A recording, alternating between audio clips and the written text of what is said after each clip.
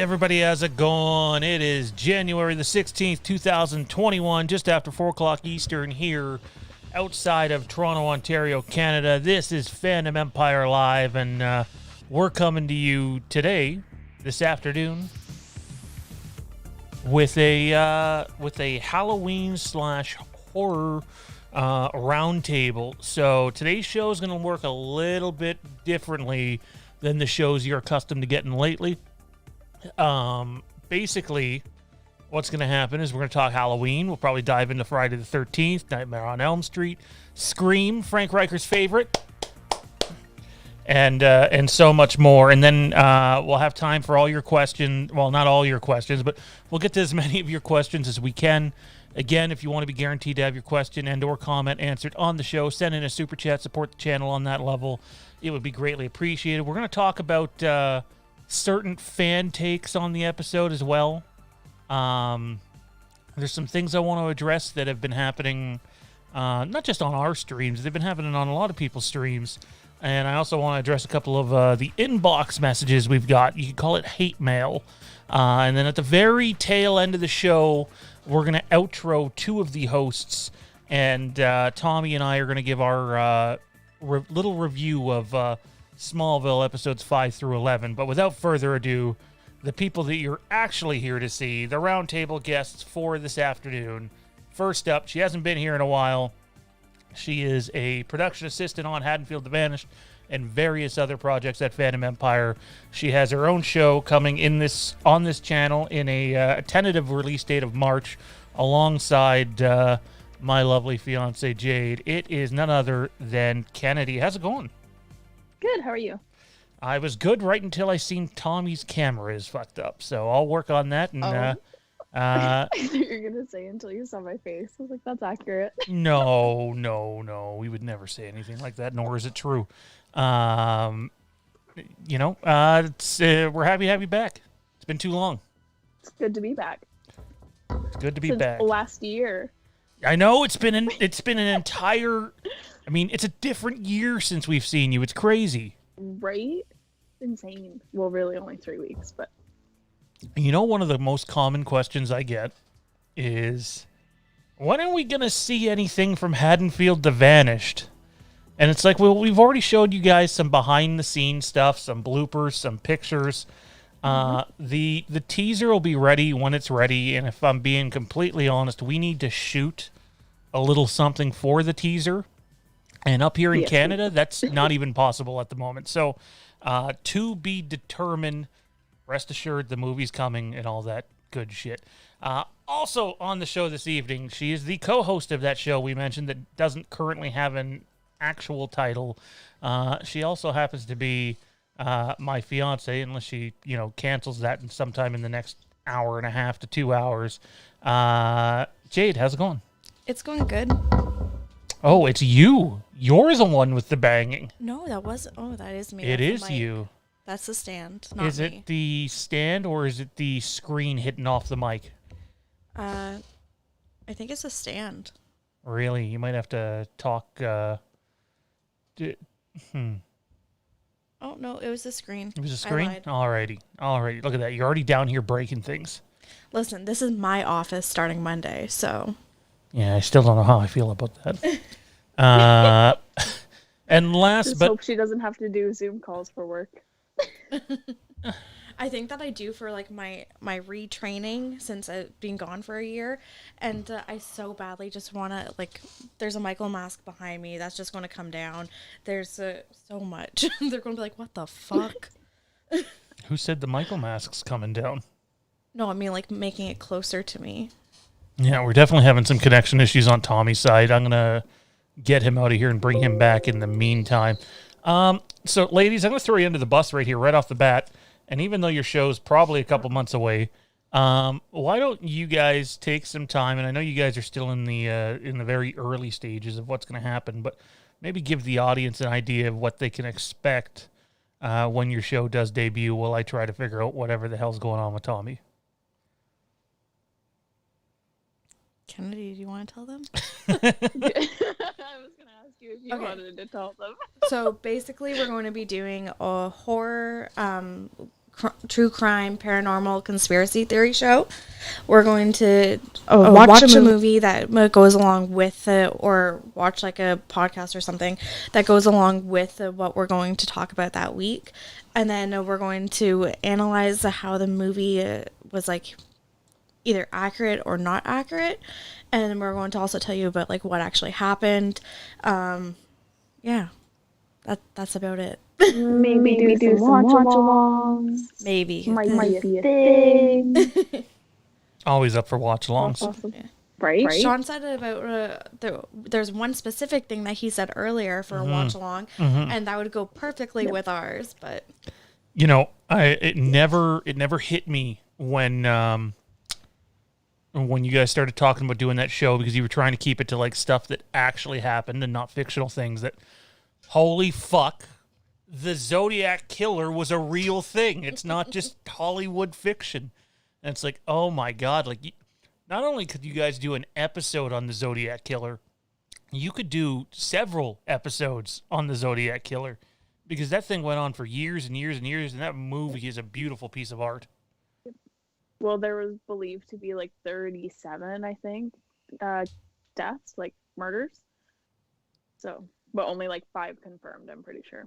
So, I'll tell you one thing, I haven't seen the movie in a long time. I can't remember if Jade and I have ever watched it together, and I think we might have once. And it's pretty fucked. Like, it's not your typical, you know, you're not watching a slasher movie. It kind of makes you feel a little creepy and uneasy. And I mean, it really is kind of like a psychological thriller, although it's a true story. So I hope, really, really hope that makes your guys' show early on.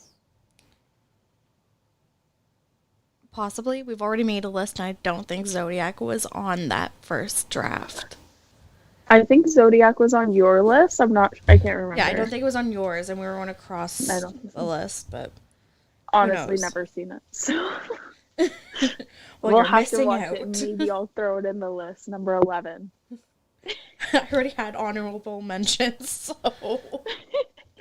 I'll just add it as an honorable mention. It was not on your list, and it was number 10 on my list. Okay. We are still having issues with Tommy. I'm going to... So are we allowed to say what our first topic will be? If you guys already know what your first show is going to be, then feel free, take the air and let the audience know what's happening. Kennedy, do you want to tell them what our first topic is? I forget what the name of the movie is because it's super long, but like the Ted Bundy movie with Zac Efron. Like, oof. Extremely Wicked and something Yeah, vile. Wait. Yeah, that one. What is the actual title of that movie? It's like Extremely Wicked. Extremely Wicked, Shockingly Evil, and Vile. See, I got the first two and then the last one. But we're going to be talking about Ted Bundy for our first show, so good old Teddy boy. Awesome, good stuff. Good stuff. And Now, is that Zac a movie, or is that for some reason I felt like that was a series? No, that's a movie. No, but it was a movie. Yeah, they also released like the Ted Bundy tapes, which is when he, like, pretty much right before he was put to death, he did like a confession of everything. Interesting indeed. Well, it sounds like you guys have plenty of topics to choose from, and it looks like you're going to be able to bounce from true crime to, you know, real life horror to paranormal stuff, which definitely gives the audience plenty of variety. It's not the same thing every other week, and plenty excited to that. I'm trying to really shore up Tommy here. Tommy, I'm doing the best I can. Without further ado, we're going to work through it with this as best as we can. Tommy, how's it going, man? It is going. Wasn't expecting the technical issues. No, but neither. hopefully they're numbered. Hopefully they're numbered. I plan on running a line this weekend, maybe next week if it has to be. I'm sorry, you're gonna what? I'm gonna run a line, an Ethernet cord. Oh, okay. Because you talked about running a line, and immediately my head went to cocaine. So, not that you know. No, none of that. That's not how I would say that. See, your mind went to coke, and mine went to something very sexual. Running a line. How does running? I mean, this is an adult. Train, but okay. Wow. I got some new gear Yes, it's coming PG. hopefully tomorrow. It's not PG. You know, some of that's a pretty long Ethernet cord and clips, and we're going to run it across the ceiling, and it's going to be very, very tedious. But I'm looking forward to it. Hopefully, everything will go fine, and our connection issues will ease up. Be real nice, wouldn't it? Hopefully, because it's a fucking disaster on this stream right now. I don't know why. Oh my god, it did it again. It's all your fault, Tommy. The stream is just telling you that Tommy is the center of attention, and all of us can go fuck ourselves. Okay, so let's again let the audience know how the show is going to work. We're here to talk about whatever the hell you guys want to talk about. We're here for the next hour and a half or so. Well, that's an interesting super chat number, Matt Whitfield. I'll get to that in a second. We're all going to hell, apparently. I mean, I'm pretty sure I punched my ticket when I was about 4. So, anyway. What did you do at 4 years old? You licked the batter from the spoon. You're not supposed to do that, or you go to hell. So when I was 4 years old, my dad had like this old Coke bottle collection. And I had already had my first hockey stick, and I took the Coke bottles downstairs into the basement and started shooting pucks at it at 4. And it broke most of the Coke bottles, so my dad was none too pleased with me. So yeah, I'm pretty sure I punched the ticket way back when. That would have been 1992, by the way. I wasn't even born. Neither was I. Yeah, that's because you're a baby. Was like 8 years before I was born. You weren't even in like the record. The pre-stages of being thought of. I don't even think my parents were dating at that point. And all of a sudden, I feel old as fuck. You're welcome. Just so for you, Sean. We're gonna talk about Halloween and horror and all that stuff. You guys can either send super chats, comments, whatever you want to do. We'll get to them as we can during the show. First up, Matt Whitfield for $6.66. Finally, some hot women on the show. All right. Thank you, Matt Whitfield. Interesting choice of words. And I mean, clearly, just so we're clear, he's referring to Tommy and I, minus the women part. I mean, look at Tommy in that tea. He's trying not to choke on it. Are you calling the two of you women? This isn't a tea. That's not tea, eh? What is it? Coffee. I was just freaking pouring it from my big old French press right before we came on. What the hell's a French press? Oh my god. It's a fancy coffee press thingy. So it's like a Keurig? No, it's totally different. No. A French press is like you actually have to take time to make it, and a Keurig is instantaneously. You put your ground coffee in here. You pour boiling water on top. This thing comes out, and you let it sit. And after it says 4 minutes, I give it 6 to 8. You press down, and it pushes all the grain to the bottom of the carafe, and then you just pour it. It is more sophisticated than a Keurig, but no, I don't do that for every cup of coffee I drink. Mm-hmm. Tastes better too. Frank Riker says, French Press 101, Sean, you coffee hater. Frank Riker says, if you mute the sound, it looks like this stream is the Book of the Month Club with Tommy holding his ear gray teacup.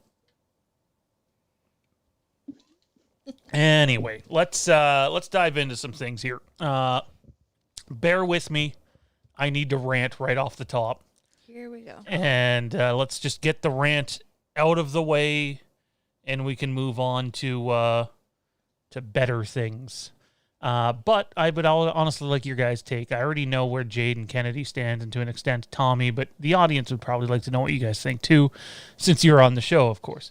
Frank Riker says Earl Grey, not ear gray. Ooh, ear tea. Not ear gray for sure. Like earwax, but made out of tea. Ooh, gross. Spooky. Ew, why'd you have to go there? Listen, just let me have my fun, okay? All right. So We'll start let's. singing Baby Shark and the Wiggles theme song. No, don't No do Wiggles, it. Don't but do maybe it. Baby Shark and Paw Patrol. Anyway, let's dive into this. So, Halloween Kills / the movie industry, meaning any movie. Let's talk about that and the way some people are ignorantly handling this. Look, hear me out. If you guys come in to this channel, and this is more of a casual stream, so I'm not expecting to see, 90 people in here at the same time. Look, filmmaking, Hollywood, is a business, ladies and gentlemen. It's not charity. It's not, does it end up being for our viewing pleasure? Yeah. But that's not why they do it. They're doing it because it's a business to make money. If they weren't making money, they wouldn't be doing it. That's just the way these things work. And I've said it on the channel, and it might not come across well to some people at times. The more super chats and super stickers and Patreon members that we get with Fandom Empire, the more content we can make. That's just the way things work. Yet there's this group of people, and by no means do I mean this personally. I just would like you to try to hear what I'm saying and whatever the others are going to say. The stream the other day had a lot of people going either they owe it to us to release Halloween Kills on such and such date. We're owed this. We need to have it on this date because they owe us. Or we're entitled to see Halloween Kills this year or that year or this month or that month. Hear me out here. Again, appreciate your support of the channel. That is for those of you that do support the channel. Make no mistake, we have a group of people that come in here and just want to see if we're going to drop any more Halloween Kill stuff and don't give a shit about what we do otherwise. They don't owe you shit. It's the movie industry. It's a fucking business. That you're not entitled to shit. If you don't get to see Halloween Kills till 2022, tough shit. We're living in a world where people are literally dying and can't live normally, regardless if you believe in the pandemic or not. And people are literally bitching about when they get to see the movie. Now, we've said on this channel, you will more than likely get to see the movie this year because if it doesn't come out in theaters, it's going to come out on premium video on demand, or a streaming service is gonna purchase it. But for the love of God, and I'm glad it's not just me because I know there are other people. And by the way, what I'm saying right now does not represent the way everybody else feels on the Fandom Empire staff. I'm speaking just for myself at the moment. And some other people. Oh, you guys can speak for yourselves, and you're going to get that chance. But for the love of God, hey, freedom of speech, the comment section's there for you to do as you please within reason in it.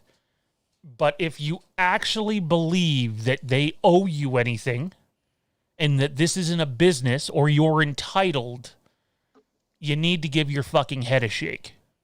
You do. Because, literally, in the past week, I've had 4 people reach out to me pissed at the idea that they might move the movie a couple of weeks. The movie might not move at all. And, the one guy just went on. He's like, you guys are a hack. You don't know shit. You don't have sources, et cetera, et cetera. It's I'm sitting in this chair as I read it, guys. I'm looking at the phone. They're like, you don't have sources. And I turned and I looked at the mask and I was like, oh, yeah, no, we didn't release that before everybody else with help from Spooky. That never happened. We never dropped videos earlier in the year before anyone else did. It goes from voicing your opinion about being owed or entitled, and then you get some people to take it a step further and will start attacking you personally on social media. Most of the time it's like, whatever, I'll just block the message. But guys, come on, pull your shit together.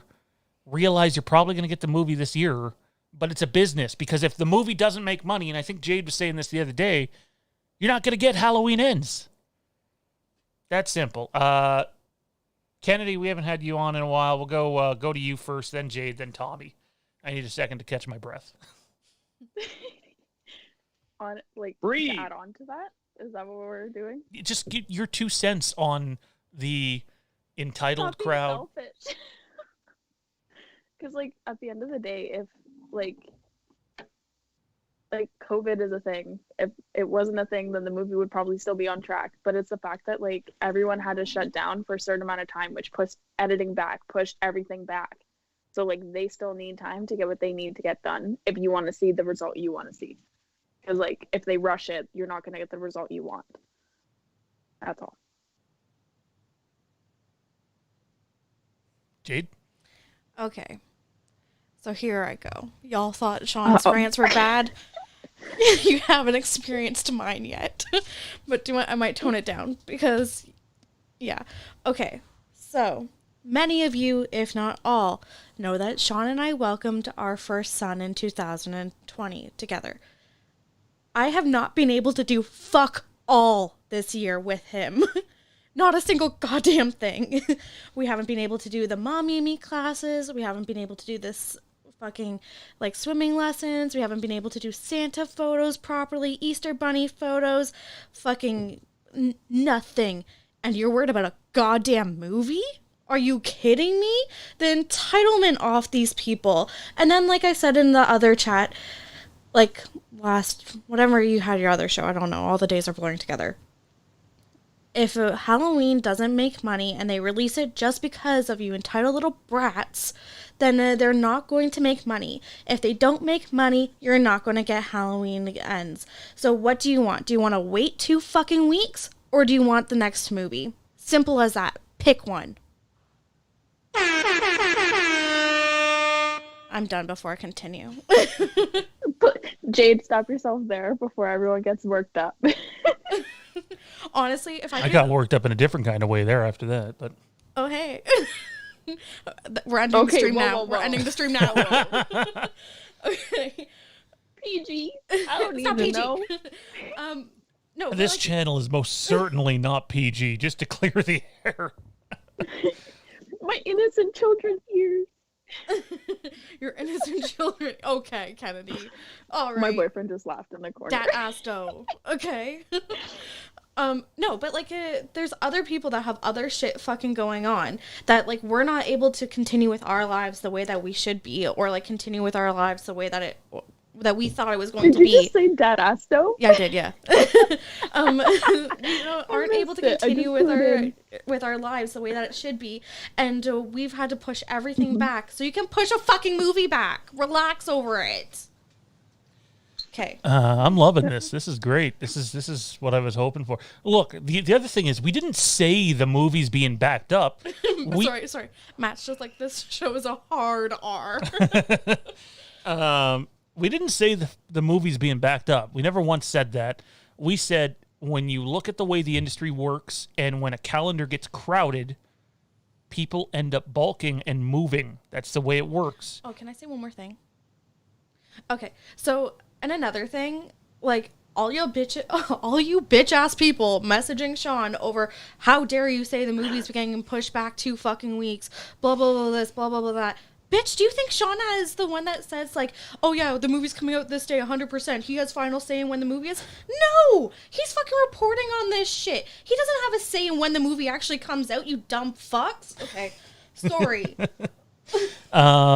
No, you're not wrong. And I'm sorry if you lose followers. Look, no, hey, at the end of the day, the people that want to follow this content are going to follow the content. The people that want to be a part of Fandom Empire, the shows that are coming in, the shows that have already been here are going to be here. But you're going to have another group of people, and you'll see it. We get to around April, May, the marketing really starts to pick up because it's never really started to begin with, the marketing that comes out of their own pocket. You're going to have your channel numbers are going to go through the roof on this channel. And we'll be saying a bunch of the same shit that we've been saying for over a year. And here's some proof before I let Tommy have his two cents here. Actually, you know what? No. Tommy, you go, then I'll add in. Can I just interject for 2 seconds? No. Never mind, Tommy, you can't go. Go fuck I'm yourself. sorry. Go ahead. I'm sorry. I'm sorry. No, I was just gonna say, like, even like to what Jade said about losing subscribers, at the end of the day, it doesn't, like, this is gonna sound probably horrible, but if you have like people following your stream, and they're negative people, like you're better off having a small, you know what I mean? Like there's no quality over quantity. Sorry. That's all. Preach. Absolutely. Absolutely. Tommy, go ahead. Because like man. if it's negative Or not, or not. Hard times. I'm sorry, go ahead, Tommy. I guess I'll just go fuck myself. You're good. You're good. No one's gonna talk. We're all waiting on you. We're all waiting endlessly on your word here. And another thing. No, I'm just kidding. I'm not even gonna cuss. There's not gonna be one cuss word here. This is all I have to say. Every day, I scroll social media. I actually was planning on getting off Facebook for the new year, but that resolution died like a day in. Because we're busy. We're busy with the community, but I love y'all. We're busy with the community, but I love y'all, so it's okay. Every day in the various activities that make Tommy B, I'm busy, and I see people coming on out and acting like they're brainiacs about any number of topics. Thing is, they never watched a 5-minute crash course on it. They don't know a damn thing about it. Oh, I said one cuss word. I already messed that up. Look. If you are not educated, if you don't have an inkling of an idea of how something works, you have no business of forming hard and fast opinions on anything. The other thing, if you're not open to hearing another person's opinions, you shouldn't be on social media, because that's all social media is. It's people's opinions. That's it. People coming on, people tweeting, people posting videos. What else? Is Snapchat still a thing? I never liked that. Yeah, you got that. You got Insta. You got TikTok. The TikTok. Don't even get me started with TikTok. Okay, listen. I go on like TikTok. That's rants, it. like... That's it. My wife's on TikTok. Pretty much every minute of waking hour of the day. Oh my god. Me. That's it. That's like Jade. 99% of what social media is. It's opinions. So if you have no idea what you're talking about, it's willful ignorance. And willful ignorance, in my opinion, is inexcusable. Yeah. I'm done. Yeah. I didn't know damn was a cuss word. I guess I've been cussing a lot longer than I thought. But Damn was a cuss word? you said damn, and then you're like, oh, I cussed. I'm like, wait, damn's a cuss word? You didn't know damn was a cuss word? Is it Damn something isn't you a would say in a cuss word. classroom? I'll tell you one thing. I had several teachers say damn in a classroom. I've had a Well, couple that's teachers say it's fuck in different a if you class. say I it. mean, I've also had teachers say, like, tell us to shut the fuck up. So That's a bit far. Kieran says he wrote like STFU on the whiteboard, and then the principal walked in. It was quite funny. Kieran says people on Facebook are just whores for arguing, though. Clearly, he's talking about me. Dumpster fire. Social media is a dumpster fire filled with diapers. It's a daycare dumpster fire. Okay. That's it. Tommy, have you ever changed a diaper?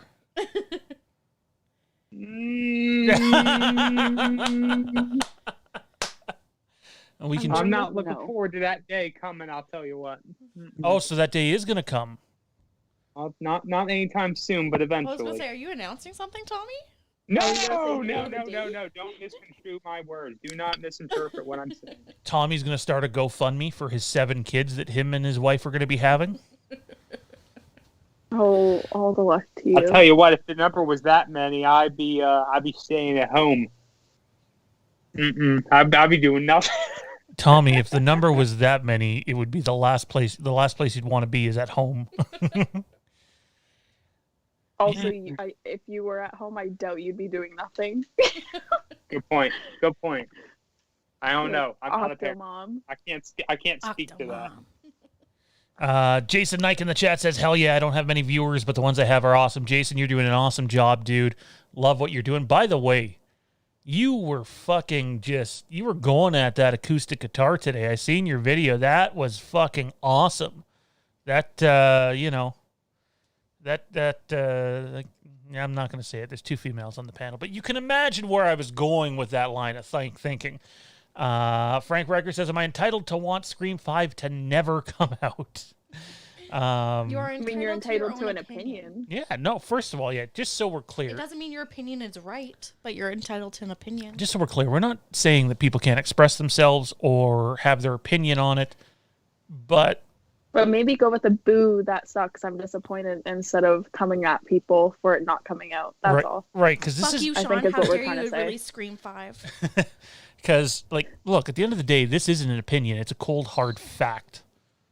They don't owe you shit. You're not entitled to see the movie on any given day. That's just the way of it. Hey, I think all four of us that are on the stream right now would love nothing more than to sit in an IMAX movie theater tomorrow and watch Halloween Kills together. You know what? It's not going to happen. When it does happen, though, it's going to be awesome. It's going to be badass. Go ahead. Sorry, this just reminds me of New Mutants, how it just kept getting pushed back. How many years did it get pushed back? 4 years? It was 3-4 it was years? lengthy, but there was that's a different set of circumstances. No, I know it's a different set of circumstances, but that movie got pushed back 3 to 4 years. Every time that somebody complains, I so badly want to be like, look, it's pushed back another fucking day. Keep your mouth shut. It would get pushed back a very long time if we were pushing it back for a day for every single complaint someone made about it. At this rate, the movie will be it would coming... be pushed back a year at least at this point. Just Maybe from that's a little yesterday's stream overdramatic, alone. but 2028, Halloween Kills finally comes to you, even though the script has been out for a decade. Wow. Just nuts, guys. Nuts. All right, let's shift gears here. That's our rant. Let's talk some movies. I want to talk about everyone's favorite Halloween movie and why. So let's turn the talk to Halloween. Let's talk about our favorite Halloween movie and why. Tommy, why don't you lead us off, man? What's your favorite Halloween movie and why? And don't you dare say just 'cause. Wow, you are really throwing me under the bus. The last time we did a ranking, I put 1978, and I think I'll stick by that. And just 'cause. Oh, you No. dick. Look. I only entered for, I can't hear him. All right, go ahead. sorry, Look. what? I entered the Halloween fan base as a fan, less than a year ago at this point? Who the hell knows at this point? But prior to that, I had a number of the movies a few times. 78 was always one I would jump back to most years, as often as possible if it was available.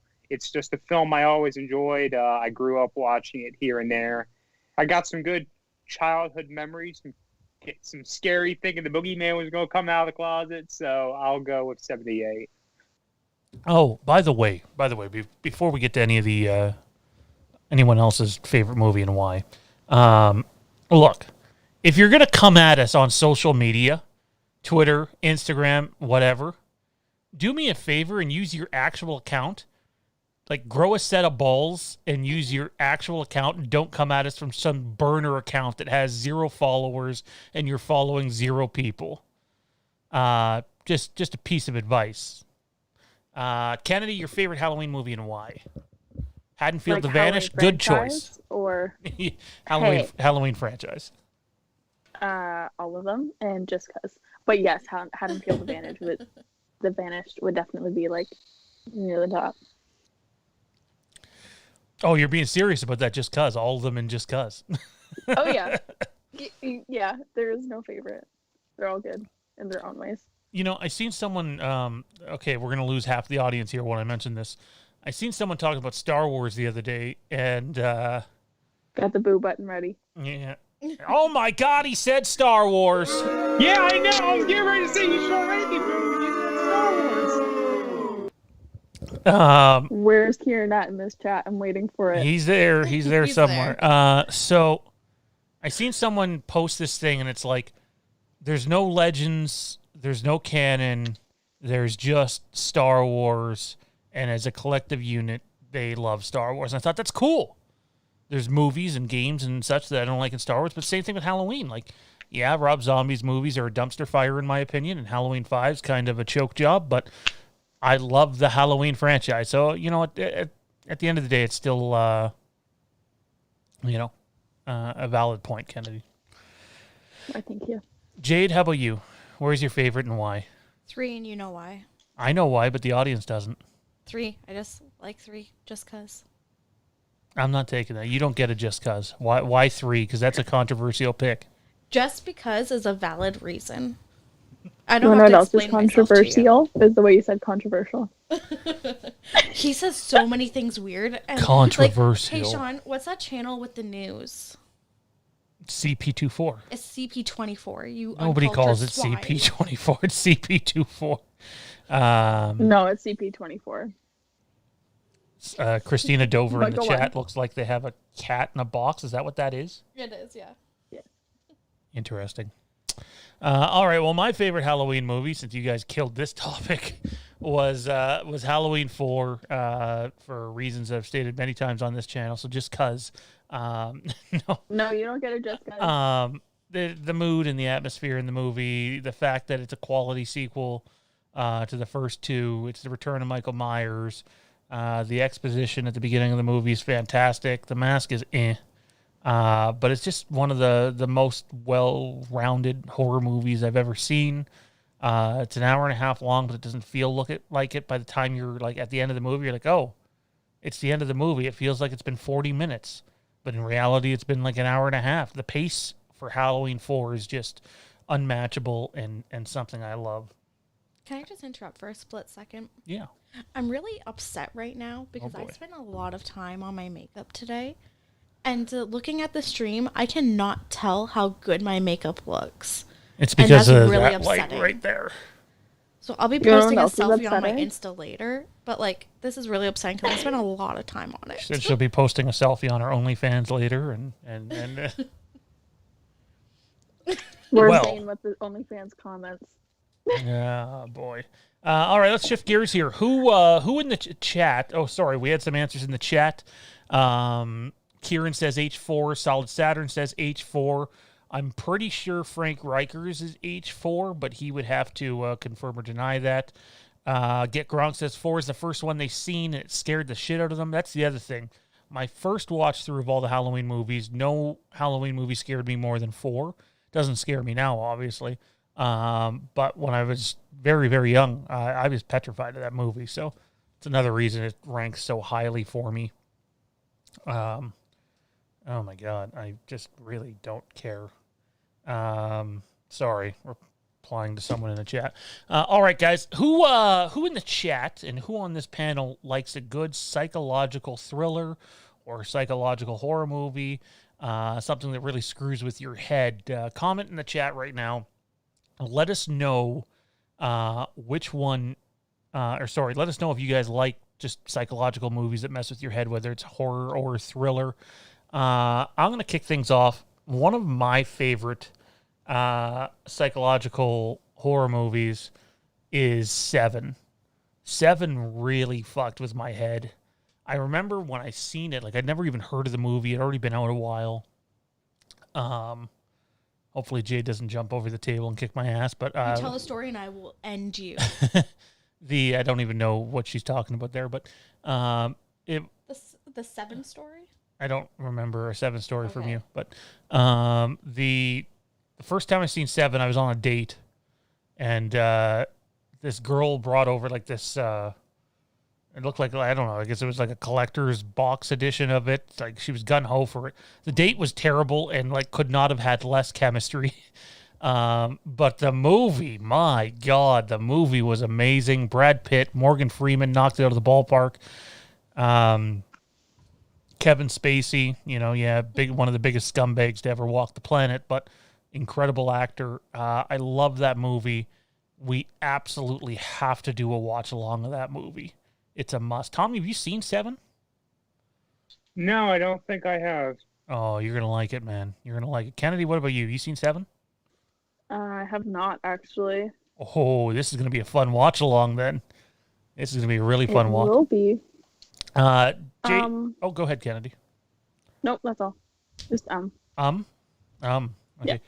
Kieran says 7 is awesome. It's so good. So good. Jay Beach says Raising Cain with John Lithgow. Get Gronk. I haven't seen 7, but I wouldn't mind watching it. That's like a definite must watch along on this channel. Jade, how about you? What's your favorite psychological thriller and/or horror movie? Wait, everybody else gets asked what they think of 7, and I get asked that fucking question? No, you can answer that too. So the floor is yours for an exceptionally long time if you'd like. Okay. Okay. So. All right, moving on to Tommy. No, I'm kidding. Now she might jump over the table. Yeah, I'm just gonna go here in the fetal position and hope not to get my ass kicked. Go ahead. She's like looking around too. The monitor's like Love sideways now down here, so the people at the table can actually see me, and I'm getting the death stare. So. Do you feel vulnerable right now, Sean? Little bit. Is that what's happening? All right, go ahead. Because Jade. I'm going to tell the story, even though I just told them not to. So the first time I watched 7 was actually with Sean. Oh, this story. And we got through the 99.9% of the movie, like to the very last scene. I went, hey, that guy kind of looks like Kevin Spacey. And Sean goes, pardon me? And I went, that guy kind of looks like Kevin Spacey, but like younger.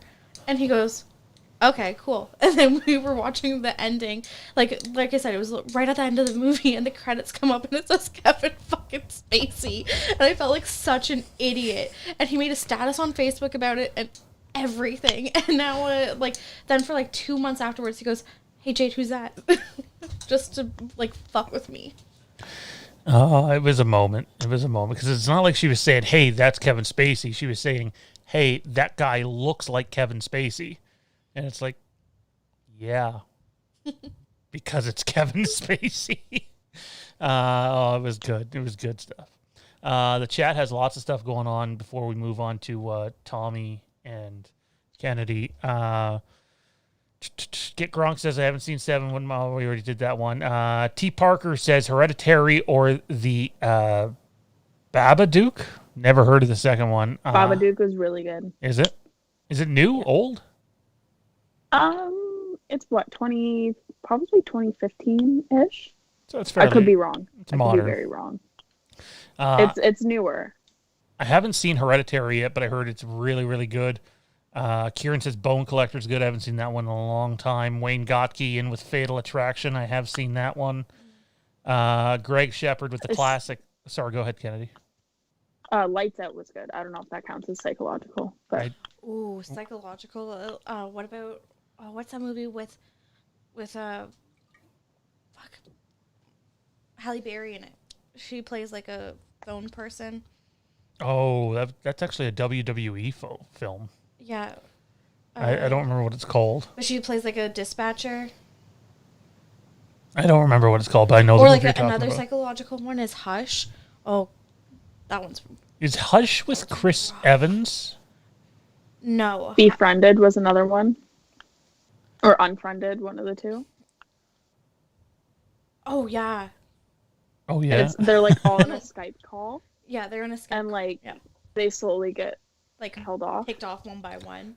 Oh, it's called The Call. Yeah. Fuck, of course it's The called Call. The Call. No, The it's not called The Call. Call. No, not the one that we're talking about, Kennedy. The one with Halle Berry. Oh. Uh, Greg Shepard says Silent. I'm assuming he means Silence of the Lambs, not Silent of the Lambs. Yeah, he means Silence of the Lambs. And then Solid Saturn, in my opinion, with the best psychological horror/thriller movie ever, The Shining. In my opinion, the scariest movie on the planet to watch if you're home alone with all the lights off. Especially if let's say you're house sitting at someone else's house and it's like a big house. Picture the mansion we shot in, and you were just in that living room Being area, home and it alone? was just you Ooh. watching. I would The not Shining. want to be home alone, period, in that mansion, let alone watching The Shining by myself in the dark. You know how long it would take anyone to get there if anything happened to you? That's just another reason Way too why... damn long. That's just another reason why I believe that everybody should know how to drive standard and automatic. Because what if you fucking get kidnapped and you go anywhere else, is you need to know how to get away. Yes. So, well, I'm great with that, just Jade, not are you so much on teaching the how to swing. drive standard? Is that Yeah, what I'll you're teach saying? you. Yeah. You come over to my house, I'll teach you. See, I can drive standard, so I'm gold with that. Just if I have to like go in the water and like swim away to my safety, I'm fucked. Yeah, So. he doesn't swim. I can't swim, so Our 1-year-old swims better than he does. this is not a lie. This is true. So, what else do we got here? All right. Anyway, Kennedy, what's your favorite psychological horror and/or thriller movie? I don't know if Unfriended counts. It counts. But like, Tell me a bit about Okay, I'm it. gonna go with I don't that. think I've heard of it. It's on Netflix. We'll watch it later. is it on Netflix? It's on Netflix or Prime or something. But yes, tell them about it Okay, so we'll that have you to can find actually it because tell I want to watch it again. Or another good one was Split. Split is great. The sequel's terrible, but the Split was awesome. Yes, I just love when what's his name? Starts with an H. Hedwig. That's the one. The like little 8-year-old boy, like etc. I just love it. Sorry, I'm done. Sorry, I But got yeah, lost that's there. probably From one of the Split. personalities is like an 8-year-old boy named Hedwig. Oh, okay. Yeah. I thought you meant the actor's name was Hedwig. I'm like, no, that's James McAvoy. No, he's an amazing actor. He is. He's got lots of range. Lots of range indeed. Tommy B, how about you, man? Favorite psychological horror and/or thriller movie? Yeah, I'm in the same boat. I don't know what counts. When I think of ones that blindside me or maybe played with my head a little bit, and these both have really mixed love it, hate it review sort of thing. It's Orphan and Cabin Fever. I was Those are actually two that just stick thinking out of to that. me. I don't know if you would count them as psychological or not. Cabin Fever is pretty fucked. I haven't seen it in a long time, but it's Yeah. fucked. I haven't seen that, but I was just thinking about The Orphan, being like, yeah, no, that's one of them that fucks with me. Or Cabin in the Woods was good too. Oh my god, Cabin in the Woods is like Okay, but what about The Boy? what? The Boy? Don't even get me started. Okay, the second one was shit. Oh, Like, the that just first gave one me was chills. so good. Or what was the other one? House at the End of the Road or something like that? Yes! Like Last House on the Left. No. It was like something similar to that, but that wasn't the name of it. There's a bunch of them that's just like Last House on the Left, a House at the End of the Road, and blah, blah, blah, whatever. But, Yeah. like, I don't even know. There's so many. Or, See, there's one movie that it's not really psychological. It's supposed to be horror. And I remember watching it, and I was way too sober to watch it. It was just horrible overall, but like it really fucked with your head because it was so bad. And Like, as above, so below. I haven't seen that, but it will go on my list. Because it's like you're upside right, and then all of a sudden they like go swim down through water, and they like come back up. I'm like, what? But it had like no storyline to it at all. I feel like I was so lost. I feel like Jason is saying this just to dig at Kennedy, so I can't not say it. I'm not sure What? I'd classify it in this, but Jason, Jason says the I didn't even have Joker to look at the comment. is a fantastic psychological thriller. I hate you all. Oh, do you know what I love how I didn't even have to look at the comment to know he was gonna say the Joker. There's a movie on... Okay, we still have to do a watch along though of We do. Joker, to yeah. prove. Tommy hasn't seen Joker yet either. Oh no, sorry, Tommy did see Joker and loved it, right? Joaquin Phoenix? Yeah. Yeah. Yeah, Oh, how yeah, fucking I good is love that movie, man? Right? That's fucking. That was great. Yeah, I ended up running the HBO Max trial. I wanted to watch some South Park stuff, so I ended up doing that. I went through the Fresh Prince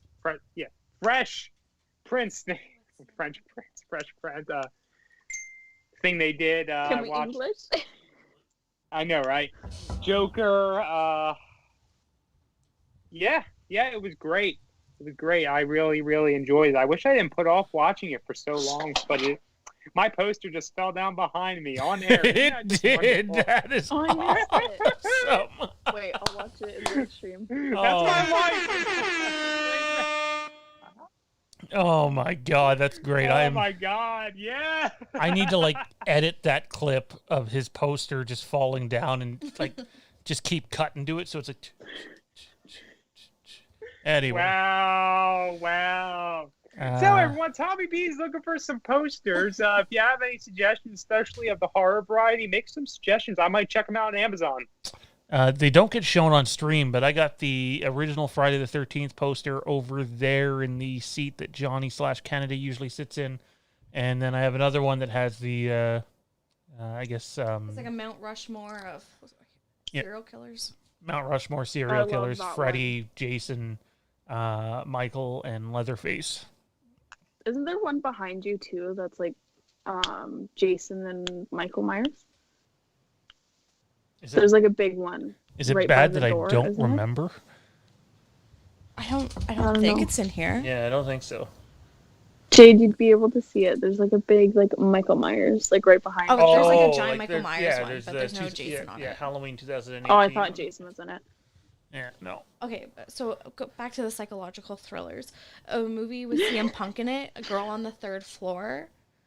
That one, like, Sean and I started watching either right after Jensen was born or right before Jensen was born, and we turned it off and we had to wait like a month to rewatch it because it gave me the chills. It's actually a really good movie. Some people think it's stupid and that the payoff at the end is kind of eh. And definitely the last frame in the movie is kind of eh. But the movie in general is one of those psychological horror movies that really sort of fuck with your head and definitely has some Shining vibes. Doesn't come close to touching The Shining, but yeah. Excuse me. So yeah, there you have it. There's a fun little talk on... Actually, Tommy, did you give yours? Yes, I did. I said Cabin Fever and Orphan. Cabin Fever. Someone said Cabin in the Woods, though. And I mean, I don't even know what I would classify Cabin in the Woods because, like, don't get me wrong. I think the movie's so fucking stupid, but not in a bad way. In a, oh my God, get out the popcorn and the drinks because this movie's fucking hilarious and I want to watch it over and over and over again. There's so much entertainment value in Cabin in the Woods. There are some scary parts, so you get your horror elements in there. But the fact that they're like all betting on which of these people are going to live and or die, and the dude from Seinfeld and Brooklyn Nine-Nine is like the main office dude in there, and he's fucking hilarious. And it's just, it's real good stuff. You guys all seen Cabin in the Woods? I know Jade has, Kennedy has. Tommy, have you? If I did, it's been a while. It has Chris Evans in it. Is it Chris Evans? No. No, Hemsworth. I think that was How somebody. How? It was a Jade. Chris, and it was a movie star that is a superhero. Okay, don't come at me. What she was actually saying there is it was a Chris and built, jacked up, sexy hunk, and yeah, so. Guilty. Yeah. How do you mess up the two? Guilty. Oh, wow. Let's, all right, guys. We're going to move into the AMA portion of the show. Anything you guys want to talk about, Halloween, horror, future of the channel, Hot Wings eating competition as soon as it closes. We'll get Kennedy and Kieran in studio with Jade and I for that one. That'll be good with spice. Oh, I'm terrible. No, you don't have to participate, God. but I'm going to need some moral support on that one. Moral or never mind. I'll be nice. I bought Sean Oh, like it's not. 6, maybe 8 different hot There's 8. sauces. Like 8 hot sauces and barbecue sauces for Christmas since he's too much of a little bitch with everything else. I just want to see him eat the hot sauce. That's all I want. I handle spicy food terribly. Like, I'm okay with spice to an extent. do you think Domino's pizza sauce is spicy? Because I do. I think it has a kick to it. Do you think ketchup is spicy too? Yeah, for real. Like pizza sauce, spicy. Oh boy, why did I even bring this up? Like, yeah, okay, it's What spicy, the but it's, like, hell is herbs and wrong with spices, you? But, like, it's not like spicy, like chili pepper spicy. Oh no, he can't handle that, and he can't even he can't even handle like horseradish. And the night we got engaged, we went out for dinner to this restaurant, and they had like a horseradish seasoning with their Caesar salad. And he goes, "Oh, that's actually not bad. It has a little bit of a kick to it." I'm just like, "Yeah, it's not bad." And then he's just like, "It's a little bit spicy though."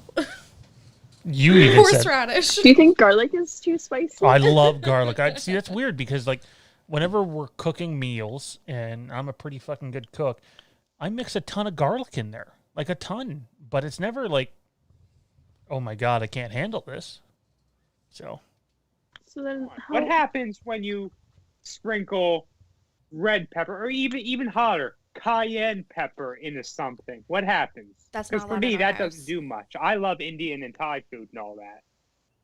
That's not allowed in our house, Tommy. The most that comes into our house is like black pepper, but even then he doesn't have any.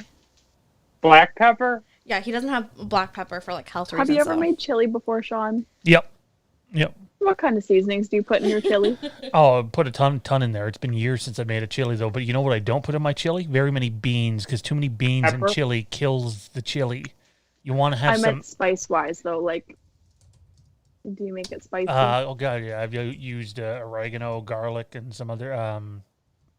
That's not spicy spices. Well, what would you classify as spicy spices? So you're telling me you don't like curry? Cayenne, No, chili he doesn't. pepper. Cayenne, yes, and chili peppers both in the chili. Sorry, Tommy, what'd you say? Curry. No, So I you're telling me that you don't like curry powder or nothing like that? no. Which is a shame because Why? I love it. Welcome to the food channel I like where Fandom island Empire is curry. going to remain. I'm not a fan of Indian curry. I love it. I love curry so much and like stuff so much that yesterday my sister's work had like a potluck and I literally made my sister bring me a box of food that was left over and it was like curried oxtail and goat and like so good. Caribbean curry chicken. Oh, I love So it. good. But it has like- to be boneless chicken. Yeah, or like a really good jerk chicken. I can't do jerk chicken. Got some wrestling talk going on in the chat. I AEW love for the win. I love the flavor of jerk chicken. I just when it's spicy, I can't do it. You need like a really mild one. Yeah, See, not and, really mild, but like, well, I guess really mild and like by it's a shame 'cause, Caribbean food standards. like, you have to go in and be like, listen, I need the mild one. Yeah. All right, let's dive back over to the chat, see what everybody's saying. Jason Knight says Death Sentence with Kevin Bacon and directed by James Wan. I haven't seen Death Sentence. Get Gronk is starting a CM Punk chant because of Jade, and Kieran's joining in. CM Punk's the best, man. Like, I'm sorry, WWE has been dog shit since he left, in my opinion. But what else do we have here? Greg Shepard said Frank's hot sauce is dynamite. I've heard of Frank's. I take it I couldn't handle Frank's hot sauce, probably. You could probably Wait, handle it are we if I like talking, like, diluted it a little bit. Frank Riker's Frank's? No. Or like actually Like Frank's Red Hot. Frank's hot sauce. I put that shit on everything. Shit. Okay, my mind went to Frank Riker, and I was like, what is happening? Does he make his own hot sauce? I need some. Matt Whitfield with a $10 super chat. I want a Burger King chicken sandwich. Sam Mitch. Oh man, that's priceless, Matt. That's good stuff, man. Ian says he loves chili. And what do we got here? Greg Shepard, yes, Black Christmas 1974, which I still have not seen. Billy would make Michael Myers look like a saint. Hey, it's me, Billy, not far away. Dave McCrae and the boys over there doing an excellent job. Frank Riker says, was food on the stream's agenda today? No, but I'm hungry, probably so. not. And then he follows it up in all caps. Get your mind out of the gutter, Kennedy. LOL. When was my mind in the gutter? Whoa! When? I'm so confused. When was my mind in the gutter? Was it the Frank's hot sauce? Probably. But Frank, like I meant like, do you make your own hot sauce? Like out of chili peppers? it's not. Oh, okay. At least you Yeah, had sure, that's what you meant. I don't know how you. It is. That's not how Frank Riker Sure, makes that- his hot sauce. Okay, That's well, not how Frank Frank Riker Riker needs makes to get his his hot mind out of the sauce. gutter if that's where he thought I was going with that. Because I meant hot sauce. Food exclusively in a hot tub. I was just about to say that he just throws a bunch of peppers into the hot tub and then scoops it up in a water bottle and goes, here you go. Throw some boobs and atmosphere in the mix. Like, boobs and atmosphere. So just so we're clear, whatever Jaden Kennedy's show ends up being called, it will have the tag presented by boobs and atmosphere at the end of it. So just boobs and atmosphere was not an appropriate name for the overall show. I wouldn't say so much about appropriate because, I mean, this is not a PG channel. It's more of people It that... just doesn't have anything to do with what it's about. Well, I mean, is what I meant in depends that on the sense. story, I suppose. What are you drinking? Frank's comment literally just made me spit out Iced my tea. drink. Iced tea? Iced tea. Where's Nesty though, not Frank? Brisk. Oh, see, Brisk is where it's at. No. No, why not? Frank Riker be saying, well, I have 2 kids, so yeah, my sauce is... Ah, Oh shit. my god. Okay, I'm done. That's Wednesday. Thank you for that. Wow, Mr. Riker. Guess what, Mr. As Riker? long as- At least there's no candy canes for me today. Mr. Riker, in 2 weeks tomorrow, you got to sit through a Scream watch along on this channel. So that's going to be funny because we all know how much you hate Scream. So it's going to be fun. Good stuff.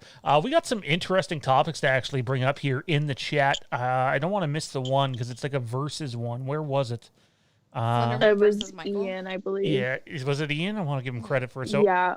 Ian mentioned Slenderman versus Michael Myers. Let's go around the table, see who wins that fight. Kennedy? I don't know. You don't know. I want to say Slender Man, to be honest. What? Yeah.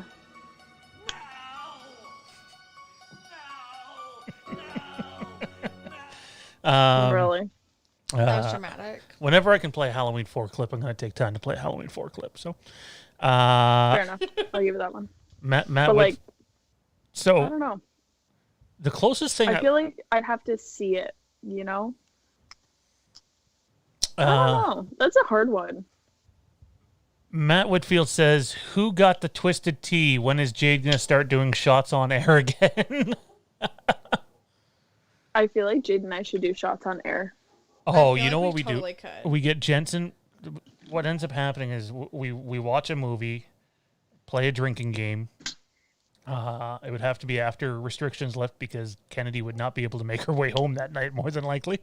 But That's what Ubers are for. you play a drinking game here to a movie. The rules are set ahead of time, and we just have a shit ton of fun with it with you two on stream. That'd be a blast. See, but here's the thing. I'd have to take shots of mixed drinks because my tolerance is way too low to do shots of straight liquor.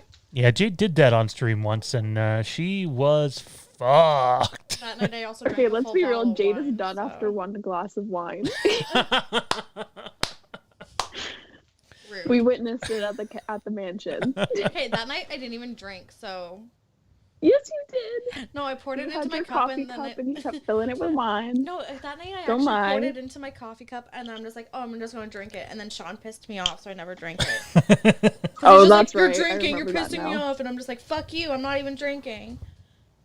I don't think it turned. Well, how Oh, did I remember get that. thrown You under were the like, bus two sips here? in. No, it wasn't you. It was somebody else that made a comment, and then you're just like, yeah, Jade, keep your mouth shut because I don't want to start shit. And I'm just like, fuck you. Sounds Yeah. about right. Sounds about right.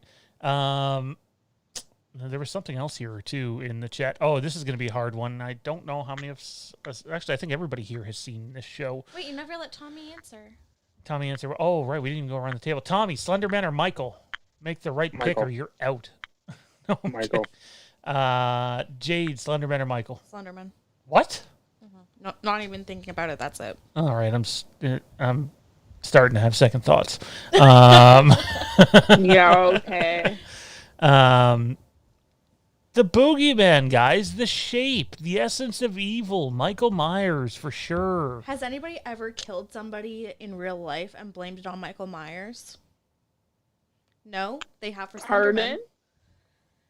I was going to say, where are you going with this? You trying to tell us something on air? Because that might not end well. No, Slenderman actually has had somebody kill, not him specifically, but somebody has actually committed murder and tried to blame it on Slenderman in real life. That's never happened for Michael Myers, so I'm going to go with him. Kieran says Sean, the cranky director. Yeah, Sean was cranky. You know what else? If people, Jade, nice recovery. You and I both know that's not where you're going with that one. if certain people on set would have done their fucking job the way they were asked to, we would have got more done that weekend. So, Kieran. No, I'm just kidding. yeah, Sean was cranky and rightfully so, and now it's going to cost us $2,000 more. So, awesome. Kudos to those people. Tucker's losing it up. I can hear Tucker Reasons losing why it. I hate people. Um, I mean, strongly You should, dislike. yeah. Because hate is a strong word. Jade will be back in a second. She needs to go check on the dog because the dog is losing his shit up there. I'm not sure why, but yeah. Anyways, let me ask you guys this while we wait for Jade. 2 super popular horror franchises, Friday the 13th, featuring, mostly anyways, Jason Voorhees, and Nightmare on Elm Street, featuring Freddy Krueger. Not who would win, because we've seen that terrible matchup movie. Do you guys prefer one franchise over the other when it comes to Friday the 13th or Nightmare? For me, I'm Friday the 13th. I'm not a big Freddy guy, even though I love Toronto Freddy when he's here. I don't know. I find Freddy to be really corny sometimes. Kennedy, how about you? I think, like you said, Freddy is pretty cheesy, if you would. But the makeup is so much better, and the special effects, from a special effects artist standpoint, Freddy is better in that sense.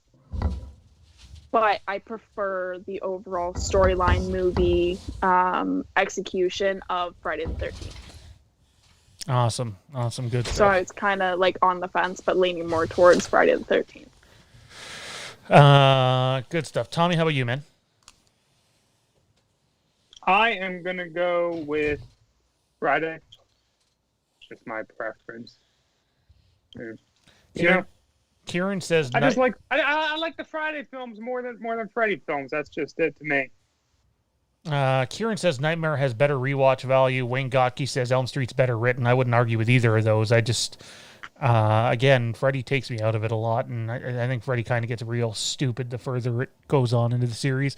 And Friday... Isn't that a lot of horror franchises? No, if not for sure. Franchises in general. Yeah, no, the more you make, the worse it's bound to get. The more watered down, generic money greed we end up seeing. But it's also why I prefer Halloween compared to those movies, just because I think Halloween tells a better overall story. Friday the 13th. They're doing a good job rebooting. I mean, I love 2018, so... Friday the 13th, let's kill this guy and that guy and this guy, and then introduce a whole bunch of new characters in the next movie to be all killed by the same guy and then again. you just kill them all again, yeah. Kennedy, you were going to say something? I feel like, I was just going to say, I feel like Nightmare on Elm Street, like, they very much, like, I don't know, it's similar to The Walking Dead, whereas, like, it kind of died out, as it, in my opinion, don't come at me if you like The Walking Dead.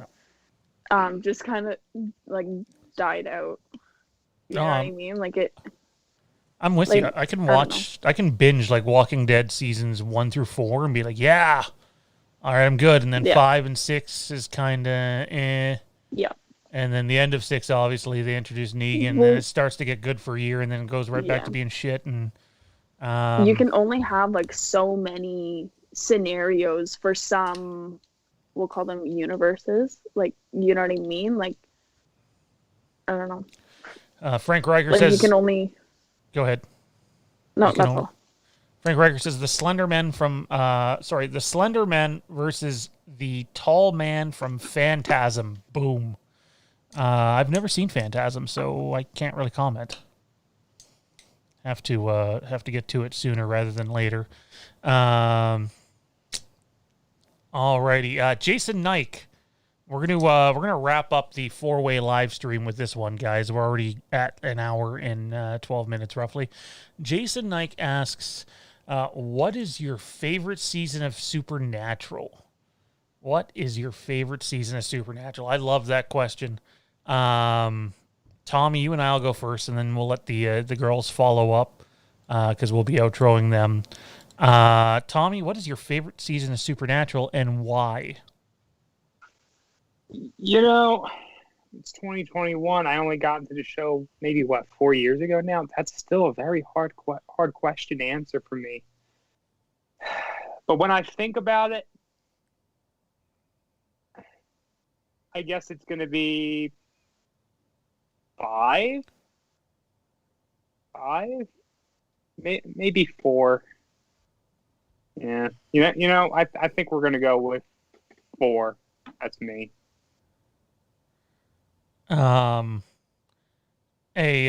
Chat mods, just pay attention in the chat. I think we got someone in here who's not supposed to be in here, but yeah. think they're using a different name, but I could be wrong. For me, it's always a toss-up between season 3 and season 5. Season 3 is the shortened season, but I love like the arc that it tells, and the whole season you're just like, Dean's not gonna die. They're not gonna kill Dean, and they do. They absolutely kill Dean. Yeah, no. But does the character transformation for Cass, throughout gradually season 4 do anything for you? It does. I mean, I like season 4, but season 4 is probably my least favorite of the first 5 seasons. Okay. Well, yeah, probably my least favorite. Kennedy, how about you? I'm pretty sure you've watched some Supernatural. Yeah, I hope so, with the sweater I seen. Oh, sorry, that was a horror movie and Mystery Machine sweater that you had. I was getting it confused with Scooby Natural. Supernatural. Do you have a favorite season and why? I finished watching, I kind of stopped watching Supernatural season 13, I think it was, when they took it off Netflix and stopped updating it. But my favorite would have to be season 3, honestly. Nice. Mostly because Bad Day at Black Rock. Oh my god. The bedtime stories episode. Bad Day at Bad Day at Bedrock. That's the one. Ghostfacers. That's the rabbit's foot, right? I Bad believe Day at so. Bedrock, where Dean comes in with the pen. He's like, "I'm Batman," and throws the pen into the gun. Yep, that's the rabbit's foot. And then there was another episode that I really enjoyed, was the Yellow Fever. Mm-hmm. Where Dean's just freaked out from the little puppy dog and everything else. That's a good one. Yep. Those Bad Day at Black Rock and Yellow Fever, by far my 2 favorite episodes. But overall, 3rd season is my favorite season. I do. I mean, season 3 is the shortest of all the Supernatural seasons, but again, that goes to show that sometimes it's about quantity and not. It's about quality and not quantity. Jade, how about you? Actually, Jade, before I let you go in, who is Devontae Huntley? Zach, you want to inform us, or Frank can inform me? But yeah, Jade, favorite season of Supernatural and why? I can't answer that question. Why? Only because when I watch a show like Supernatural, I binge it to the point where the seasons kind of all merge together. So I can't really be like, oh, this season's my favorite, or oh, that episode's even my favorite, because they're all merging together. So yeah. Plus there's still 2 seasons of a Supernatural that I haven't seen. Gotcha. Well, there you have it. That's going to do it for Kennedy and Jade on today's stream. Kennedy, where can everybody find you at, and when might we see you again? I have no idea when you'll see me again. Never. Oh. Okay. I'm kidding. Bye.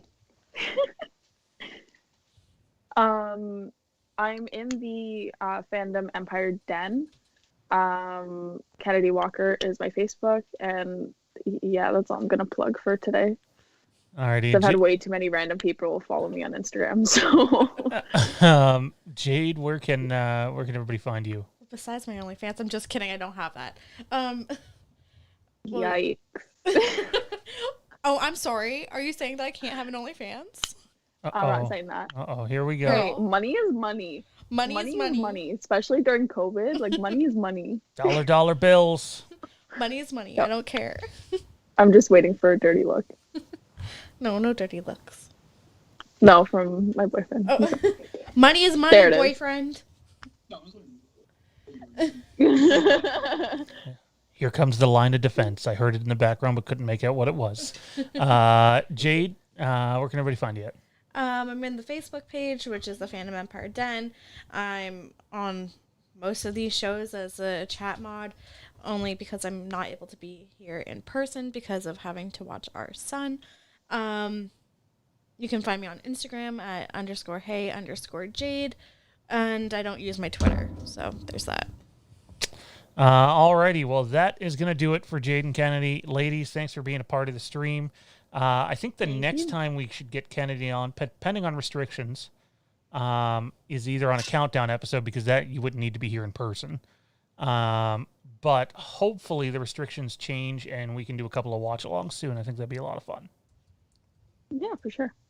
All right, ladies and gentlemen, that is going to do it for Jaden Kennedy. Tommy and I are going to break for literally 1 minute to allow Jaden Kennedy to leave the stream, and you'll have some music, and then we're going to come back with our review of Smallville episodes 5 through 11 from season 1, the Smallville Chronicles, if you will. Jade Kennedy, it's appreciated, and we'll see you next time. Adios. Thank you.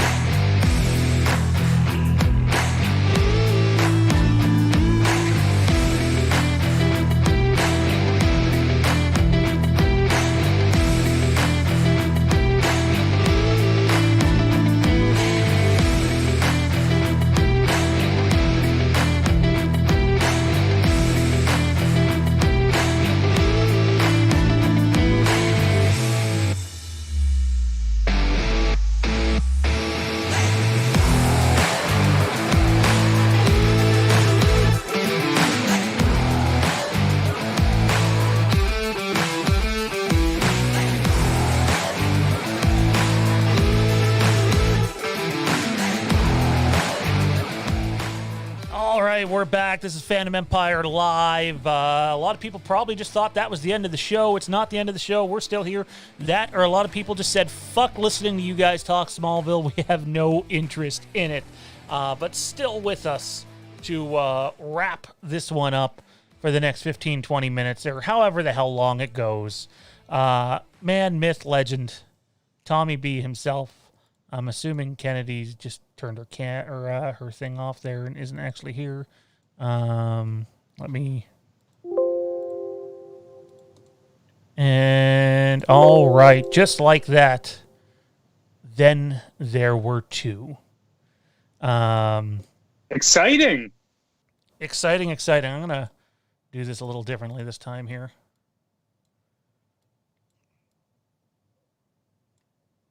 All right, front and center, yeah.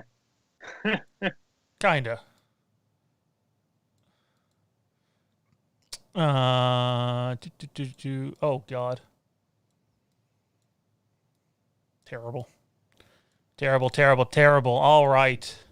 You guys get us up close and personal. Actually, I'm too. I don't like it. I'm too close. I need to change that. You'll be all right, Sean. I'm overthinking it, man.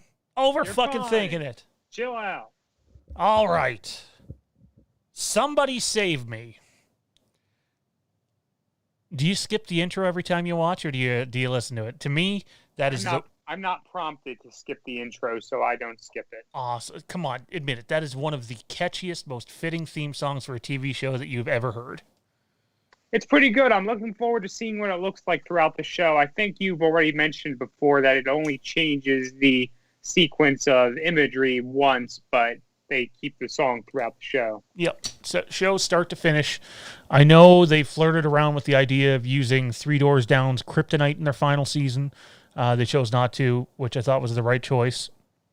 I don't think the show will ever get a revival at this point. At least not a live action one. I know Michael Rosenbaum and Tom Welling have both expressed interest in doing something animated.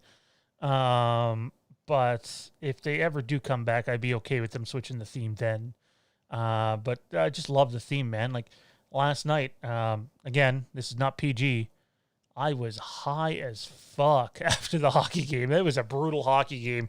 Fuck, I must have annoyed the people in our hockey chat so much because I was just bitching about the Maple Leafs. And I went out and I did my thing and came back in and watched Smallville.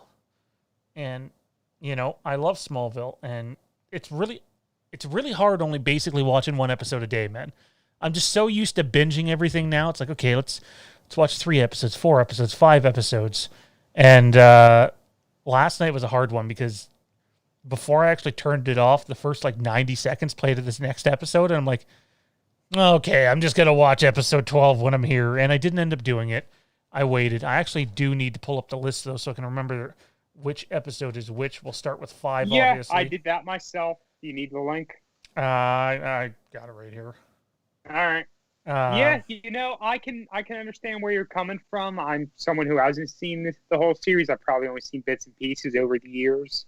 I'm enjoying it, going through it so far, but I am not watching one episode a day. I am doing bits. I'm doing it in chunks.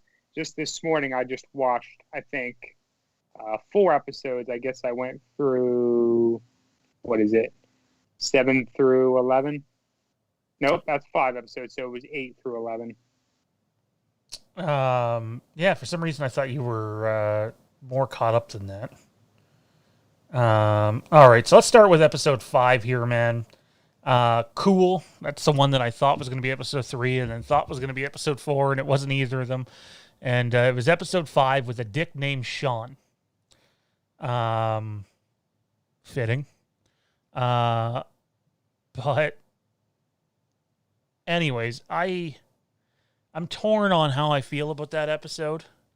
Obviously the theme of the episode is the guy falls in the lake, which is filled with kryptonite, comes out, and basically, I wouldn't even call them powers necessarily. Like, he has powers, but his powers are simply just to preserve his life. He's not really, I would say not gaining anything, but I guess he is gaining something. I thought the best part of that episode, though, had nothing to do with the main story in the episode. Cool. We got weird random guy who freezes people and then throws them down to the ground and they shatter. I thought that was a pretty gruesome death for a comic book TV show. But my favorite part of episode 5, Cool Dude, was the constant back and forth between Lex and Martha and Jonathan. I thought that was the most intriguing part of that episode. And you already start to see, you've already seen it to this point, but you really start to see Jonathan Kent's bias against Lex Luthor, even though Lex Luthor at this point is a good dude. A little weird, but good dude. What do you think? Yeah. Honestly, this wasn't a favorite villain of the week for me. Just tell you, I didn't jive with it. You get that on Supernatural. When we talk about Supernatural all the time, you just didn't jive with a villain of the week. I just didn't jive with, Sean from Cool, the episode Cool. It just wasn't for me.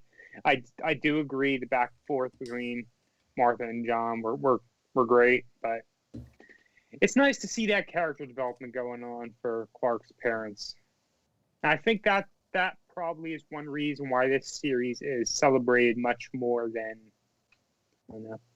other instances of Clark Kent, Superman, what have you. What do you think about that?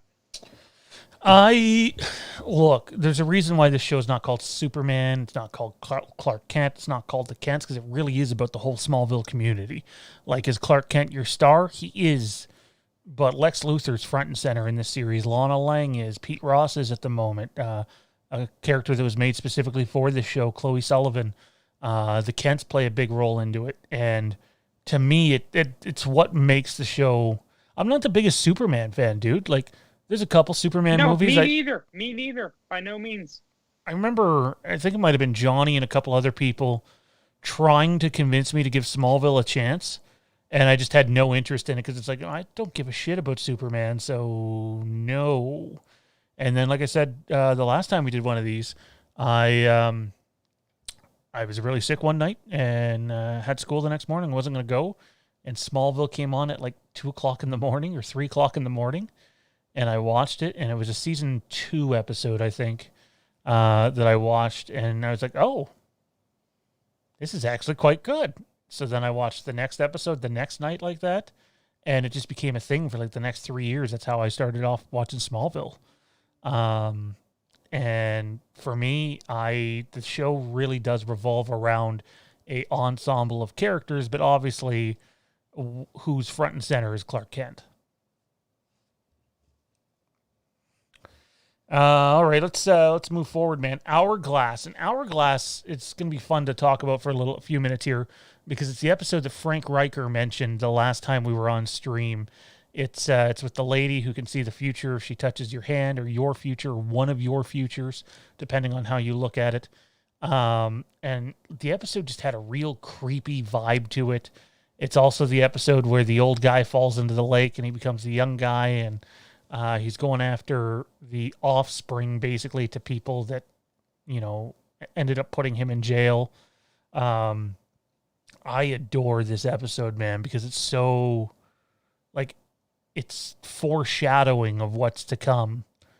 And the part with the bombs going off with Lex when he's getting his red, and, the sky's raining blood, and he has the black glove on his hand, and he's all dressed in white. It looks like it's out of a Garth Brooks music video. I dug this episode a lot, man. And I dug how Clark gets so obsessive about, someone close to him is going to die. What do you think of Hourglass, man, and how they presented that? Loved it. I absolutely loved it. It really hit all the right areas I want to see for sort of a excuse me, someone with future sight or those sorts of visionary abilities. She connected with Clark on a level that we didn't see from any other characters up to this point, and the way that she died, I forget her name. It was powerful. It was powerful. It's like an omen, a foretelling of what's to come. So I really appreciate it, and I really, really appreciated where they put it. We're a few episodes into the first season. Many of us who are, if you already don't have a background with Superman, Lex Luthor, you might have done some Googling or whatever to figure out what's going to happen with these characters. Although maybe that wasn't as easy to do back in the day when the show first launched. But you did a little bit of research, and this is where now you're introduced to these characters. You see this coming, this omen, and to me, it just hit all the right strings. I really enjoyed it. Kieran in the chat says, I know we aren't there yet, but I love Flash, Aquaman, and other Justice League characters that we get in this show. They do handle them very well. They handle them with care and love, and I like that it's not just, Tommy, this is going to, very brief spoilers. They're not just all buddy-buddy right off the bat, let's get together, we're superpower friends, or anything like that. They handle it, really, really nicely. Let's move on. Cool. I'm open to spoilers. I'm not going to spoil the whole show for myself, but I'm not going to get upset about a series that's been ended for what? It's the better part of 10 years, not 10 years, but for a while. So, let's take a look at the next episode. You and I both weren't big fans of this episode. This episode. Jade, if you're watching, you gotta stop messaging me while I'm trying to look at my notes. Craving, which features Amy Adams as Jody Melville, and you might recognize the name Amy Adams because she plays Lois Lane in the new Superman movies. It's Craving, I don't know, the whole basis of the storyline just kind of rubbed me the wrong way, and the way the dad deals with the daughter too, I didn't necessarily think was a great look. And honestly, my favorite part of this episode, again, is the stuff with Lex. The secondary storyline really carried the episode, because the first one I just didn't care for at all. How about you, Tommy? No, I also didn't. Can you remind me about what happened with Lex, just in 5 words, 10 words, in this one in particular? In this episode, Lex... I got it. Don't worry about it. But Lex, I should have just let it go. The meteor rocks. So Yeah, I'm looking back and I'm getting my refresher from the little summary here. Jody just didn't jive with me. It's just like Sean from Cole just didn't jive with me. I understand where she's coming from. I was a big kid growing up. Weight loss is tough. I totally understand that struggle and all the issues that one can encounter along the way. But the way this story was presented and the power and the twists and turns, she friggin' hit a deer and ate or sucked the fat out of the deer. First of all, she don't even eat them. She sucks the fat out of it. It's so weird. I know this is a comic book show, but if she hit that huge ass deer like that, she'd be dead. And that car would have way more damage than what it showed. It's like, oh, look at the tiny little bump on the hood. I watched what a deer did to my dad's bus. It didn't look pretty. My dad basically. Something I want to know. What was the character? The name of the guy? Pete? No, Pete. Pete's one of the main characters. I'm looking at the summary. I can't find it. But Jody did her whole feeding thing from one of Clark's schoolmates, and he was still alive afterwards. Like, was that just a momentary thing, or did he actually live? Can they survive after she sucks the fat out of you? Oh my God. It's so weird, and it was so corny, and I'm just, what's going on here? Come on. All right, let's move on to the next episode. And the next episode is actually my favorite episode to this point in the season. So we're talking about the first 11 episodes in Smallville season 1 at this point, which is awesome. Excuse me, Destiny Faulkner in the chat. Hey, Destiny, how's it going? And Melissa says, Jade, I finally watched, I think she means Labyrinth last night. Or Labyrinth last night, and it was good. And Jade asked if it was the one with David Bowie. All right, episode 8, man. Jitters features Tony Todd. Drum roll. That's Candyman, by the way, if you didn't know it. First of all, the beginning of this episode is awesome. Like, Jonathan and Martha are going out of town, which is cool. And sorry, my camera's shaking like mad because my desk is not very stable. The Kents go to town. Clark decides he's going to have a party with just a few people. And it ends up being like 100 people at the Kent farm. And you get the fireworks going off, and Lex surprised him, and they're worried about the police. And Lex is like, no, I took care of that too. Like, Lex is trying to make sure Clark gets a reputation for himself and throws a good party, etc. It's basically Clark's... At this point in the series, Lex and Clark's relationship, well, as friends, it's very much like an older brother and a younger brother. But one of my favorite parts in this episode is, so they run into Tony Todd, and he has the issue, and Clark and Whitney try to handle it. And then the next morning, Clark's like, oh, crap, I got to clean all this up. So he, like, does this, super speed thing, cleans up the whole mess, thinks he's done it, and meanwhile, Jonathan and Martha are sitting there watching him do it, and they're just like, I love that moment every time I rewatch this series, dude. It's one of my favorite moments. This episode in general, though, kicks fucking ass. You really get to see how ruthless Lionel Luthor is. Like, that dude's a dick. That dude's as dick as it gets. And, I dug the episode, the hostage take on it, the accidental deaths. It's, to me, the first time we see several characters with their life on the line in a Smallville episode. Tommy? I am not going to lie. I don't know Superman lore all that well.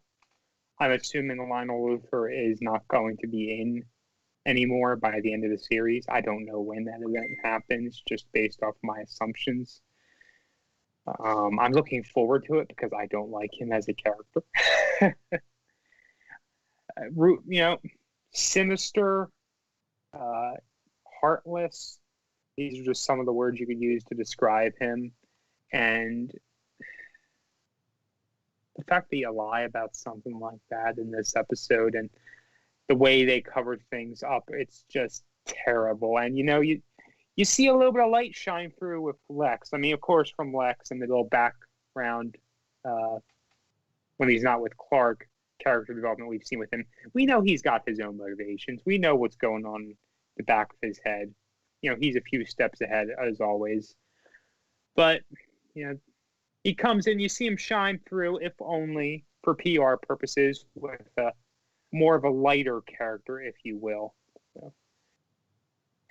Sorry, it was tough. It was tough. You do see in this episode, perhaps for the first time, the real sinister nature of Luthor Corp.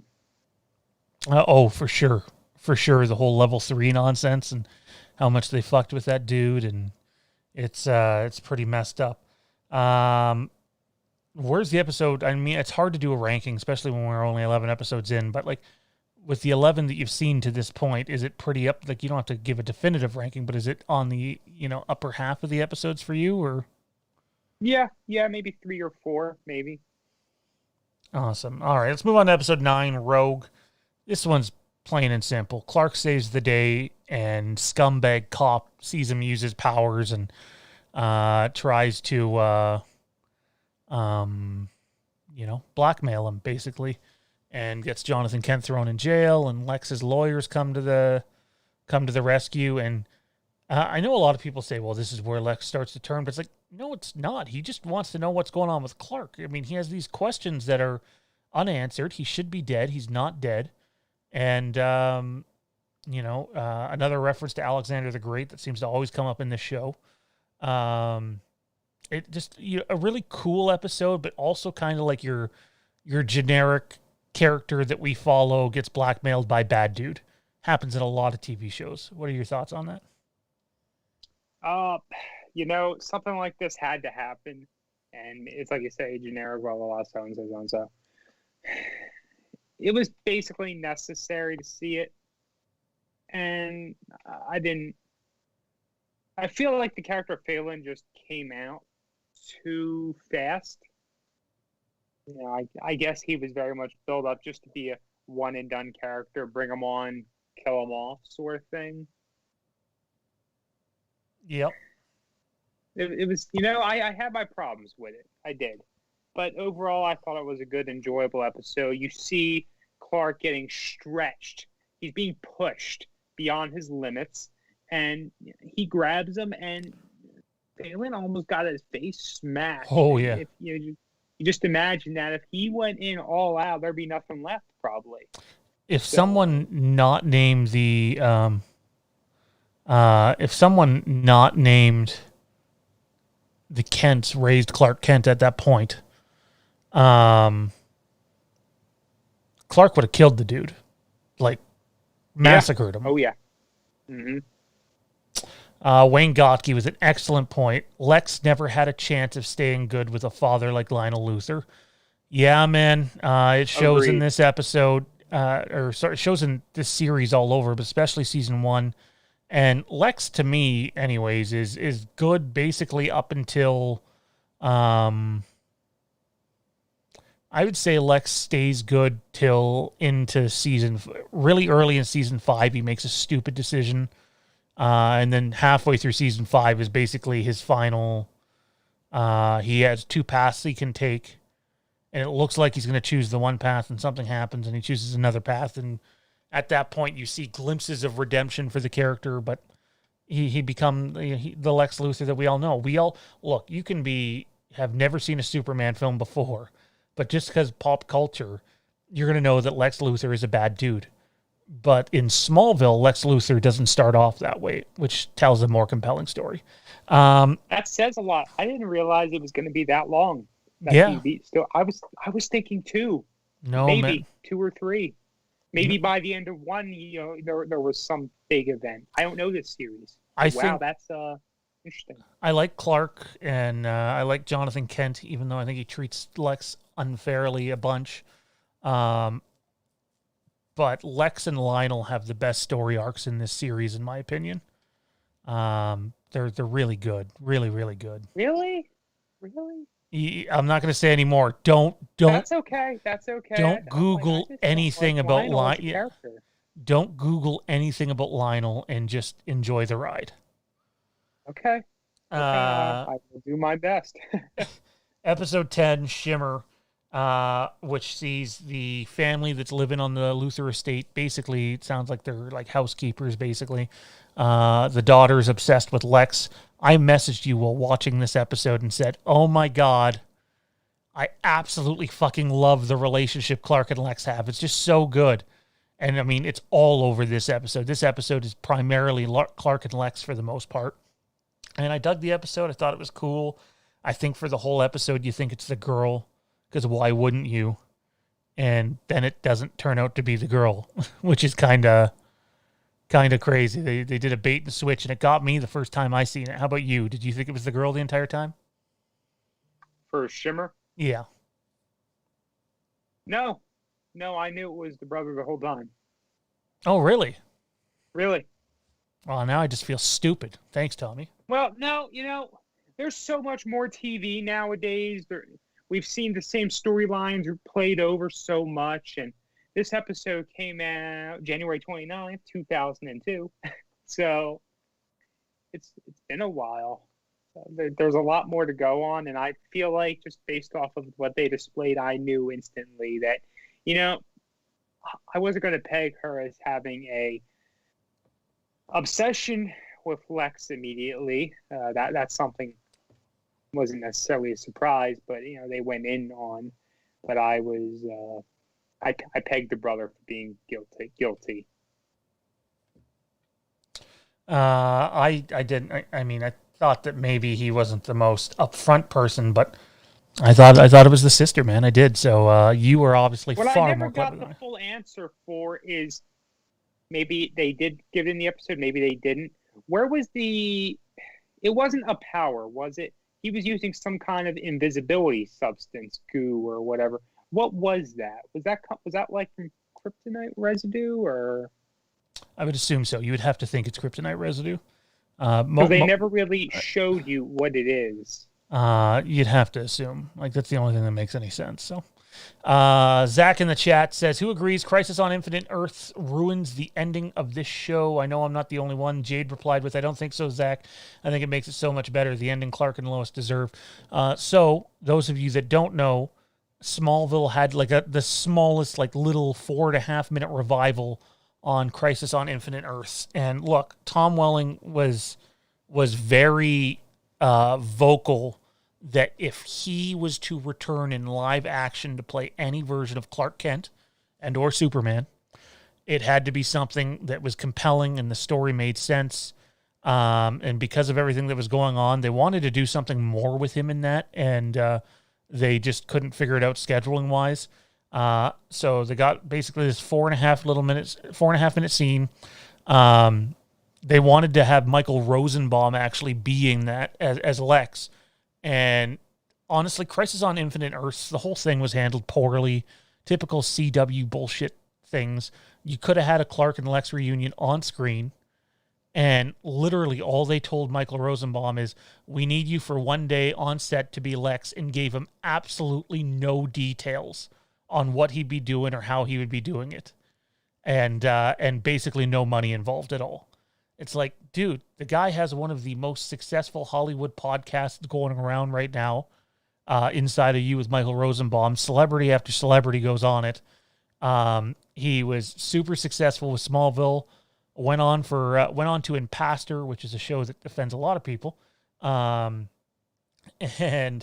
was good with that. You can't, like, sometimes it's not about, just assuming that someone's going to do it. They have to have a compelling story. And we are getting into spoiler territory here, but basically, Clark doesn't have his powers anymore. And his reason for giving up his powers was so that him and Lois could have children.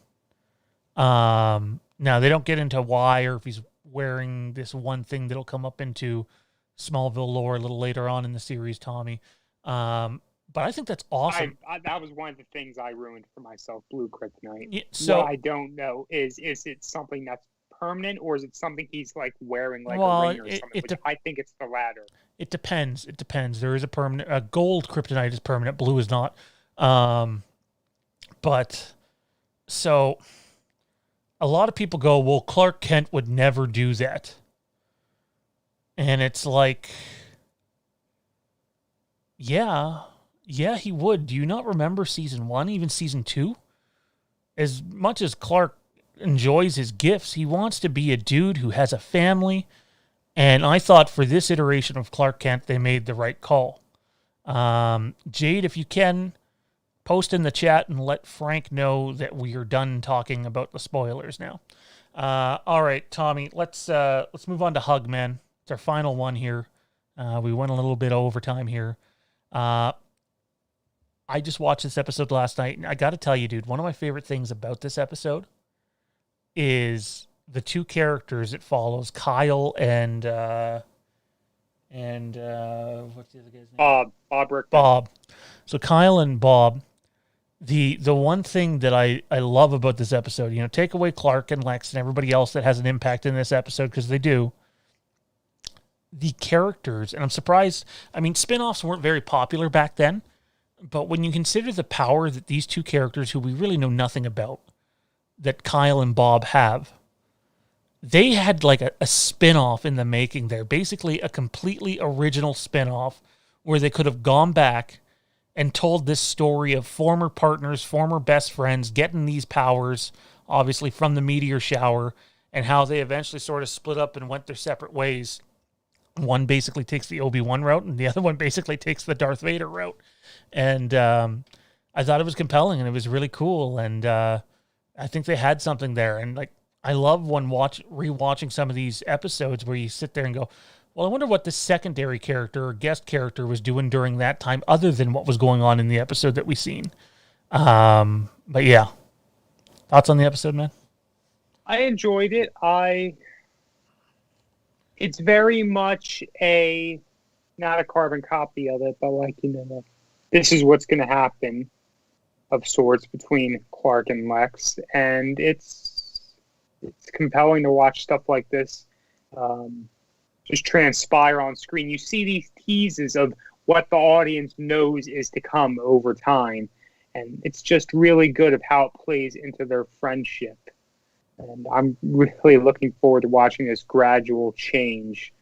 It's just one of those things that I really love about what the CW shows that I've experienced so far. Something else I just happened to notice, I'm not reading the episode guides for episodes I haven't seen yet. It'll spoil it. Yeah. I had the Wikipedia page pulled for season 1, and I just noticed that Robert Singer directed episode 13, which is pretty cool. Oh, see, I never knew that. That's cool. That's badass. That's awesome. Yep, I noticed it by chance. My eyes caught Robert Singer. I'm like, oh, sweet, okay. No, that's badass. I like that. I mean, Robert Singer, those of you that don't know, Supernatural, not the character, but rather the showrunner and director. Robert Singer was so vital to the success of Supernatural.